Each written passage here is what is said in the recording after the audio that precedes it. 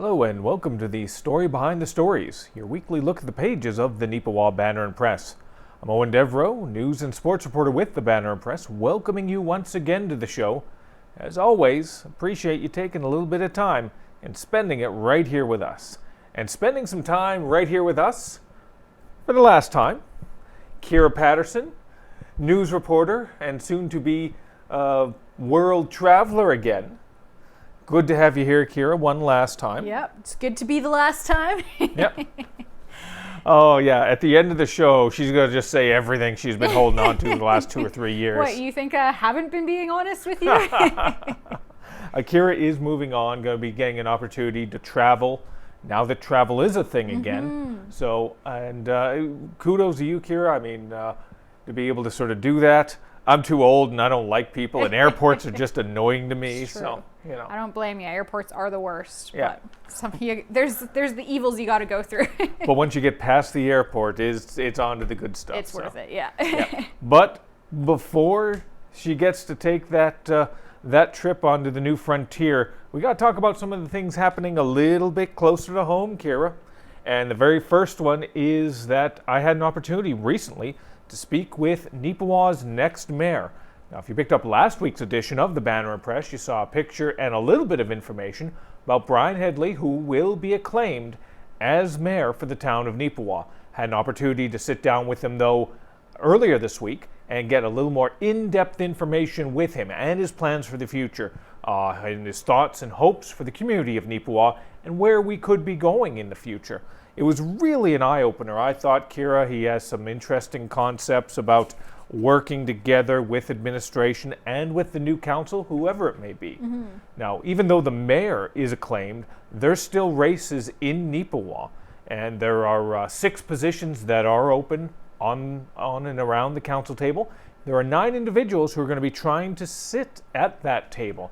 So that's going to be interesting. It's something we're going to be talking about.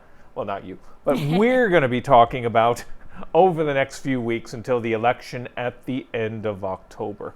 Once again, really glad that Brian was able to take a little bit of time and talk to me about some of the things that he's heard from people, some of the concerns they have, some of the things they'd like to see the next council tackle about infrastructure, about recreation. It's a little bit of an eye-opener. I don't want to give away all that much to you on there. That's why you got to pick up a copy of the Banner Press and see it for yourself, or go to mywestman.ca and see a copy of it online. So it's pretty much straightforward on that. Brian Headley, who's been part of the council the last 4 years, Kira, had an opportunity to work under Blake McCutcheon, who is stepping away as mayor. Yeah. So hopefully that'll, and of course, it has nothing to do with his political aspirations, but he is a representative, the general manager of the co-op. Obviously, though, that's sort of a different thing altogether. Yeah. But he definitely is one that is very involved in the community, whether it be through co-op, and they have lots of initiatives. They get involved in different fundraisers and all that kind of thing, or whether it be through Rotary, which he's also involved in, or through the council. Like he's kind of a well-known face around here, from the different things that he's done in the community. So it's really good when you have somebody who kind of knows the ins and outs of the area and what's important to the residents, for sure. That's right. Again, you can find that story. It's on page 1 of the A section. Another multiple section paper. It seems that's all we do as of late, Kira. We've still got a few more over the weeks ahead that we're going to have. You get to get out from that. Lucky. But we still got to do the work. Yeah. Yeah, but sucks to be you. That's just mean. And anyway, let's go on to the next story. Casper was able to get this story. Very pleased to be able to share this with our readership. The newest physician to come to the Beautiful Plains Community Medical Clinic, Dr. Sidra Jared, an individual that Casper had the chance to talk to and learn a little bit about her experiences from, I believe, Pakistan, off the top of my head, if I remember correctly. Let me check that to be sure. Yes. Yes. Yep. Pakistan. I see the word in there. Yep. So very appreciative that she has seen the merits and the positivity that the community of Neepawa has, because she's been based out of Winnipeg since she's come over to Canada. So it's an in-depth where she talks about sort of her travels, her reasoning to getting into the profession, her desires to sort of improve, and the reasoning why she saw Neepawa as the viable option that it is to start practicing medicine. So it's great to see, and it's definitely something that the town of Neepawa needs, more physicians. Yeah. Well, and this isn't even going to be more as in the total number of physicians, because Dr. Ong is retiring. So she's coming in and kind of taking his place. So there's not even going to be a higher number of doctors in the community. So we really hope, we love to see her positive attitude about the small town and excitement about getting to know the community, and we really hope that there will be more doctors that have that kind of an attitude to come, so that we do have an added number of doctors in the office for sure. It's going to be very interesting to see how things play out, obviously, with the new hospital plans. We don't have the story this week, but they still haven't announced the location for it. We're coming up almost on a year now since they actually made the announcement that Neepawa was. Yeah. I forgot that they never actually officially announced it. There's been kind of talk about a certain space that, it's getting rezoned, so maybe that could be the place. But I forgot they never actually officially announced it. I mean, come on, guys, get the shovels out. Let's get going on this. Right? I mean, really. But that's a separate story for another time. Not one that I'll work on. Now you're just digging in there. Well, let's actually go straight to one that you did work on then, Kira, the Smile Cookie campaign. Sure. Yeah, let's skip ahead to that one. I figured I should maybe put my name in the paper at least a couple times this week, seeing as how it might be the last time. So Smile Cookie campaign was last week. And they were selling cookies for $1, and 100% of every cookie sold was going to the Neepawa Middle School this year to help fund their new playground that they're hoping to get built. And they smashed last year's record, as they had done the year before. And this year they sold 11,873 cookies. Damn. Which translates to $11,873. So that's pretty impressive. The year before, I think, was around 9,000. So it's a big jump. And that's a lot of money that's going to go in towards helping kind of fill out that playground, because they do have kind of the major structure mostly paid for from a big donation that Co-op gave a few months ago. But they still have little things like landscaping, trees, picnic tables, stuff that they want to put in there to kind of fill it out, make it not just one structure and be done kind of thing, right? Make it feel like a nice area for the kids to hang out in. So there is still lots of fundraising that they want to be doing, and every little bit helps. Most definitely, and that's more than just a little bit, I'm sure. And it was great to see some of the Neepawa Middle School students. They were helping out. We saw some of the pictures in last week's edition of the Banner Press. And with Kira's story this week, another picture that we used, they were there. They had the signs out. They were trying to get as much traffic into the Tim Hortons as they could. And also they were actually doing some of the smiles. Yeah. So some of the scary little smiles on the cookie faces. We did say this, though, in the back. We noticed the cookies seemed to... Maybe it was just in our minds, but the cookies seemed to taste better. They were softer, they were chewier. Chocolatier. There was so much more chocolate, it seemed, in this year's than previous years. Maybe it's just a Mandela effect where we're misremembering the past, but it felt like these were different, and they really went over well. Yeah, and you can tell because 11,000 cookies sold. They had to be good. Yeah, you can most definitely tell. Because I think I helped with a good portion of those cookies, I'll be honest with you. We had at least 2 boxes in the back at some point. Yeah. And then a few minutes later, how come we only have 1 box? Right? I don't know. How come there's chocolate all over Owen's face? All right, calm down, Cookie Monster. But wonderful to be able to see that type of support for something local in that way. All right, let's go back over onto our entertainment page. And this is a story that one of our new hires, Destiny Mackey, actually was able to get for us, talking about Frozen Fire Studios. We've talked about them, a music production studio near Neepawa. Jeff Descender, who we've talked about on this show many a time and in the paper, both with his commitment to Neepawa tourism and, of course, with his business here. And they're getting recognized for the business. They have been nominated as part of the Manitoba Loud Music Awards. Now, you might ask yourself, what's that? Well, it's awards for loud music in Manitoba. Amazing. All right, maybe I didn't need to explain it. It seemed a little self-explanatory now that I hear it aloud. Yeah, maybe. Yeah, but wonderful. I mean, his label has got several interesting artists. I'm getting to that age right now where it's like, you kids turn that rock and or roll down, you know. But it's wonderful to see that they're getting some recognition because they've had artists perform at events, especially for Neepawa tourism throughout the year, and they're very good. So to see the recognition for the work they put in terms of their production, in terms of their studio work, it's really nice. So is there anything else you wanted to add in regard to that, Kira? I don't think so. I just kudos to Destiny on getting another good story in for the paper. She's kind of fitting in pretty well and getting some stuff done. And I know that she talked about, she had a really good interview with Jeff. She really enjoyed chatting with him because he just has such a passion for his business and for music and for giving people a space to share their music. So definitely kudos to Jeff as well on this nomination, and hopefully he wins it. That's right, and hopefully we'll be Really? Exactly. Hopefully we will be able to bring that story to you in a future edition, and hopefully with a nice little trinket that he's able to bring in and we can take a picture of. Something shiny. Yep. Hopefully not something loud, though. But, Kira, let's talk about, this is a story you tracked down for us.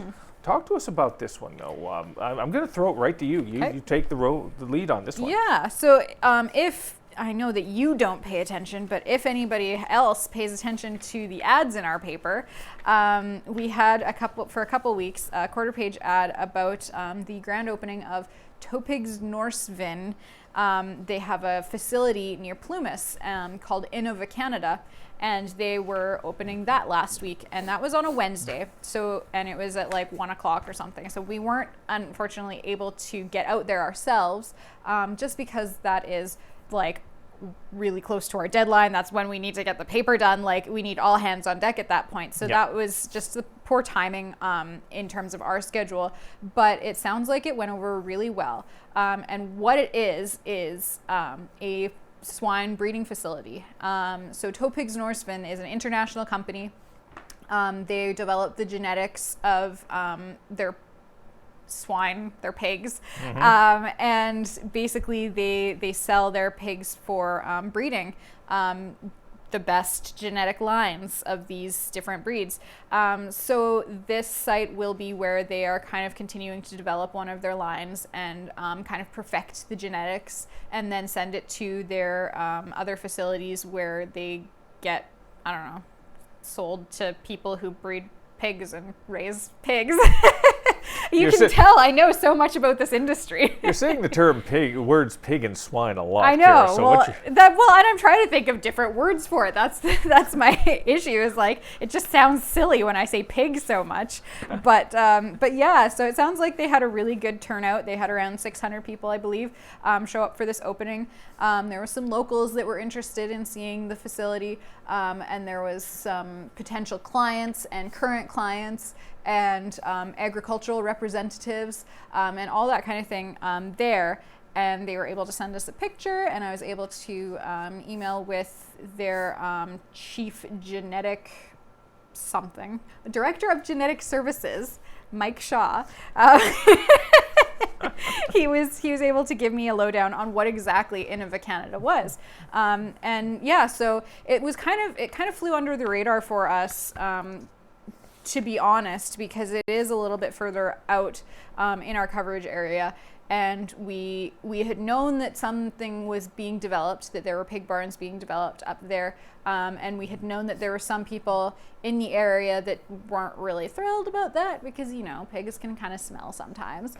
So we had been kind of aware of it, but we didn't realize just how far along in the process they were already, and that they were ready to kind of open. It sounds like they aren't quite operating yet, but the facility is basically finished, so they thought it was a good time to kind of get people through and see the new technology that they're using, all of the different methods that they're using for the herd health. I don't know if you would call pigs a herd, but you know, the health of the animals and all of that kind of thing. So it looked really cool from the pictures that I saw. I was able to put one in the paper, so definitely give that a read and see what new industry is popping up just northeast of Plumas, I believe. That's right, the Neepawa Banner Press. Even though we do focus a lot on the community of Neepawa proper, we do like to get out to as many other outlying communities as we can. If we can't be there physically, we love you to be able to sort of give us some tips, give us some ideas, because we'd like to be able to spotlight places like Plumas, for example, or industries near Plumas, and of course events happening in other communities, such as this next story, in which I traveled a little bit down the road to Minnedosa to check out a strategic meeting they were holding. There was a fair number of people that showed up for it. About 60, 65 people showed up, and they wanted their perspectives heard about the positives of Minnedosa, some of the challenges that Minnedosa has to face as well, and how things really need to play out over the next 5 years for that community to continue to develop and thrive in new and progressive ways. The strategic call was held by representation with the town of Minnedosa, I should say, and Sierra Consulting based out of Brandon. So again, what they were hoping to do was get a 5-year plan together. It's like, okay, what do you think the priorities are? What are the things you think we need to put the utmost attention on? They came up with a list of 4, and these are in no particular order of importance. This is just how they played out. Roads and infrastructure upgrades. Obviously something that's been going on quite a bit here in Neepawa, and Minnedosa Season says, yeah, we need to get moving on that as well. As well, an effort to attract more industries. They obviously have a few notable industries out there, but they want to be able to get a few more out there to diversify and to strengthen the economy of the community. Next up is the housing expansion. Like I said, these were in no particular order, Kira, but just the way people talked about it, it really felt this is the one they most definitely wanted to get some attention on. Yeah. Because they talked about the fact that they're in the valley. So that makes it a little bit difficult. You can only expand so much into the valley before you run out of room. Because who wants a house that's like sideways? Yeah, right. You know, up on that slope. No, Doesn't work that's very not going to well. work. No, but yeah, it seemed like they had some concerns about that big time. And again, they just looked over at Neepawa and saw the work that was going on over here. And as well, they also cited Gladstone. Gladstone, very quietly, very under the radar, has been doing what they need to do in order to create some new housing development and to get some new arrivals, some individuals who are working at High Life, for example. They commute in each and every day from Gladstone because their families are located out there, their homes are located out there. Gladstone serving as a bedroom commute, I believe is what the phrase is, to Neepawa. And Minnedosa sees an opportunity in that as well. But they don't have the housing right now to be able to do that. So that's something they hoped they'd be able to work on as well. And another one, Kira, was the flood mitigation. Minnedosa, as you know, had huge issues this year with the flooding, as they've had in previous years. 2020, obviously, the most significant of the last decade. But they need to wrangle that in and figure out a system that's going to make them work and make the community safe when Mother Nature decides, yeah, we're gonna hit you this spring. Yeah, and that's not an abnormal issue for them, just being in the valley and having the river right there. If it rises too high, then it can go over the banks and it can create issues, right? So it's that's definitely one that I was not surprised to see on the list as a concern, because that is something that has hit them fairly frequently. What was interesting about the meeting, I thought as well, is sometimes you always do see the grass greener on the other side. Here in the community of Neepawa, we look to Minnedosa and we look at Minnedosa and we see some of the attractions they have. The beach, obviously, is a big one that we don't have here. As well, the Bison Park is another very attractive one. The rolling hills in and around the valley, so significant. The music festival each and every year that they have, very popular. And those are the things that maybe as a community we're a little jealous of. But they look over here and they see what we're doing. Improved and upgraded water and sewer systems that are ready for decades forward. New housing developments, which are going to be able to welcome in new families, which means new ratepayers, which means new property taxes going in to be able to continue to build, to continue to expand. As well, the industry that we seem to be able to find ways to diversify, whether it's the wood company on the west side there, or whether it's the pork conglomerate we've got on the east side. It's just, we've diversified in a lot of ways, and they see that, and they see what it's turning the community of Neepawa into, and they say, yeah, we could take that as a bit of an example. So there's competitiveness, Kira, between communities. I mean, we sort of kid the town of Minnedosa from time to time, and I'm sure they kid us from time to time.